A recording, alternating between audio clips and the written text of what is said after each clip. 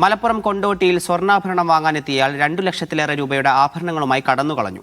കനകമഹൽ എന്ന ജ്വല്ലറിയിലാണ് സംഭവം. ആഭരണങ്ങൾ നോക്കുന്നതിനിടെ 3 വളകളുമായി പുറത്തേക്ക് ഓടുകയായിരുന്നു. സംഭവത്തിൽ കൊണ്ടോട്ടി പോലീസ് അന്വേഷണം ആരംഭിച്ചു. യൂനിസ് അഹമ്മദ് തന്നെ തുടരുന്നുണ്ട്. യൂനിസ്, ഈ മോഷണം നടക്കുന്ന സമയത്ത് ആരും ഇത് ശ്രദ്ധിച്ചില്ലേ?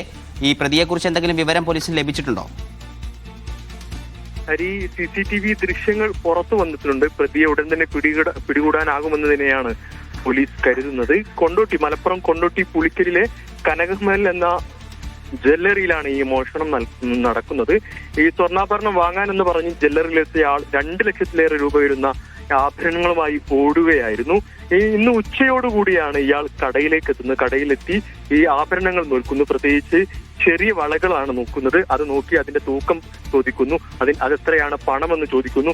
അങ്ങനെ ഈ കടക്കാരനോട് അദ്ദേഹം സംസാരിക്കുന്നു. പെട്ടെന്ന് ഈ 3 വളകളുമായി ഇയാൾ പുറത്തേക്ക് ഓടുകയും ചെയ്തു. ആ ഒരു സമയത്താണ് ഈ കടക്ക് മുമ്പിൽ ബൈക്കുമായി ഇയാളുടെ ഒരു സുഹൃത്ത് നിൽക്കുന്നു. ഈ ബൈക്കിൽ കയറി ഇയാൾ രക്ഷപ്പെടുകയും ചെയ്തു. ഏതായാലും ഇപ്പോൾ ഈ കട ഉടമയുടെ പരാതിയിൽ ഇപ്പോൾ കൊണ്ടോട്ടി പോലീസ് അന്വേഷണം ആരംഭിച്ചിട്ടുണ്ട്. അതോടൊപ്പം തന്നെ ഫോറൻസിക് വിദഗ്ധരും സ്ഥലത്തെത്തി പരിശോധന പൂർത്തിയാക്കിയിട്ടുണ്ട്. ഏതായാലും CCTV ദൃശ്യങ്ങൾ ഉൾപ്പെടെ ഉണ്ട്.